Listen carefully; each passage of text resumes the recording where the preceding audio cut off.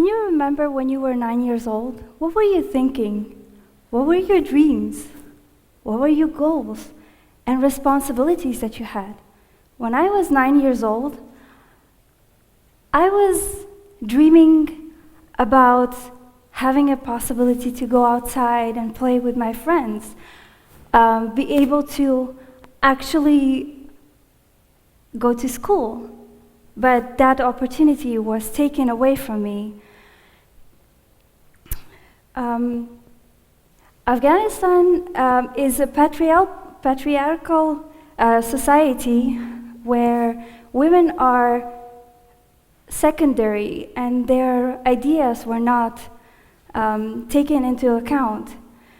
In 1919, when Afghanistan got her independence, the government tried to implement a lot of reforms that would actually change that and give a lot of possibility for women to go and become someone better. In 1978, communists came into power and they instituted a lot of reforms that helped Afghani women to go to the college, to go to schools and get formal education. I was born in 1988, and at that time, Afghanistan was much different country. It was modernized, the city was built, the universities and schools were built, and a lot of people had a chance to live a life with a freedom. Afghani women could go to schools, they could go and choose a partner for themselves, they could go to work as an architect, as a teachers, doctors, go work for the factories. This is my family. This is my father and my mother, and my sisters, twin sisters. My father was a professor at a university, my mom as well.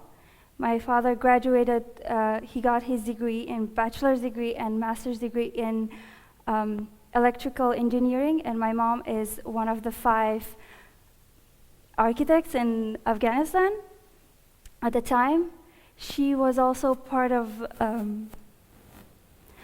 the women's rights organization that was helping women gain their rights and be able to actually go and study and progress its career.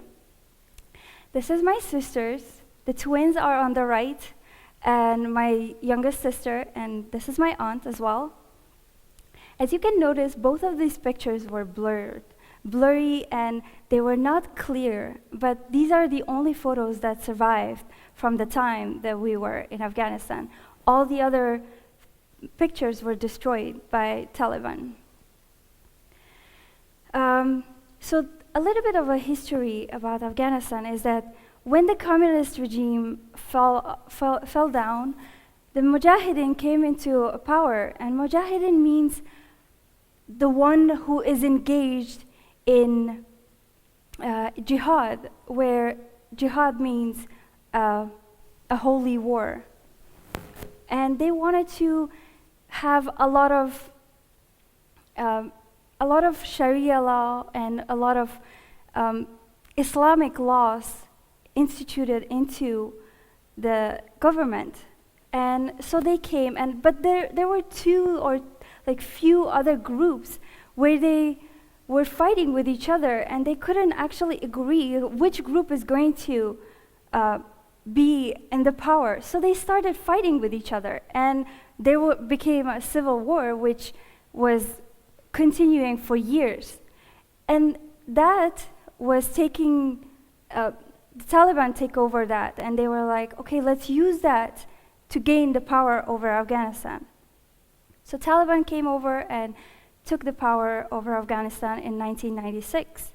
And Taliban's meaning is a student of a religion, and so they reformed a lot of Sharia law into their rules, and they were ruling according to the laws of Sharia. One of the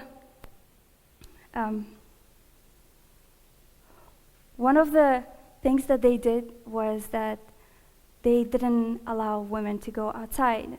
The women were submissive. They couldn't go to school. They couldn't go outside. I remember when I was small, my parents had to whiten the windows so that nobody could see inside of the house, and they couldn't see outside because women were living in that house. My mother had to wear burqa. She had to stay at home. She couldn't go outside. We couldn't go outside. And my father couldn't teach. And that was one of the things that he wanted to do. The other thing that we had to do when we were going outside, my mom had to go with my father. Because women didn't have the right, they didn't have their mind and their own opinion to actually be able to go outside without the male supervision. So that's why they had to do that. As you can see in the picture, there's 4 women with a little boy.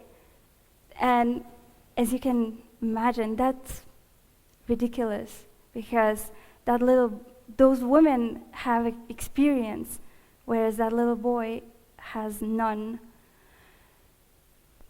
or small amount of experience. The other thing that my parents didn't agree with was that a lot of girls who were turning 9, they were forced into a marriage to an older man. And that was unacceptable for my father. And he wanted to actually be able to have us grow up in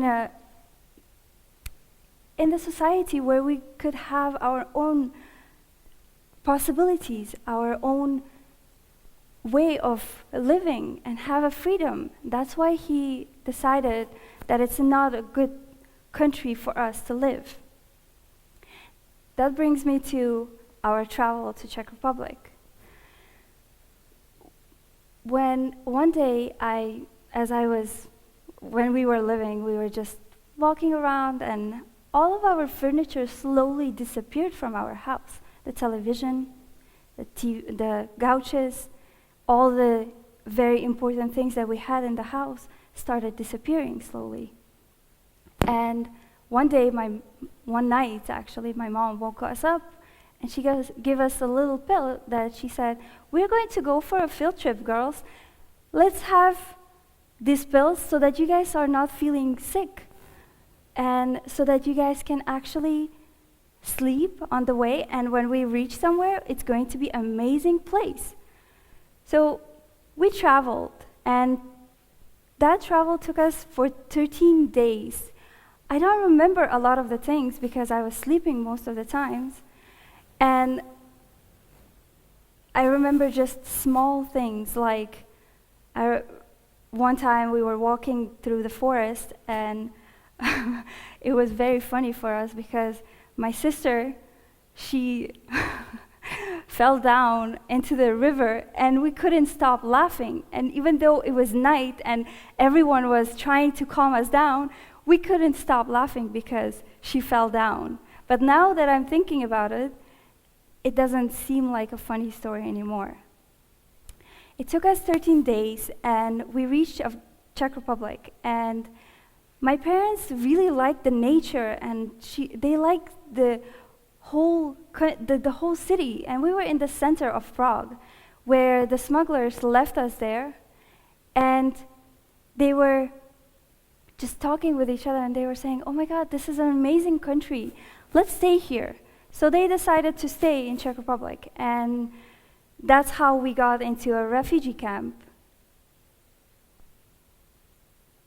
So we got into a refugee camp, and the first refugee camp that we got into is a quarantine where we had to be tested for a lot of diseases or some of the things, and we were there for about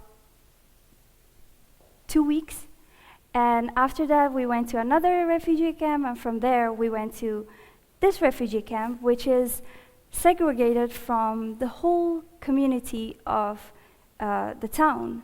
We were in the middle of the forest, we didn't have anything, and so we stayed there for a year and a half. After a year and a half, we got our asylum, and we moved to Prague, where we started a Czech school. In Czech school, we experienced a lot of discrimination and a lot of not understanding of the people. They never tried to actually come and ask us, where are we from? How did we got here? They just assumed that we are from Afghanistan, we are part of the Taliban, we are part of the Osama bin Laden, especially after 9/11. However, that changed as well. My father got an opportunity to work for Radio Free Europe, where he got a benefit for us to go to the International School of Prague. And from there, I graduated and had an opportunity to go to an amazing college in Grinnell, Iowa.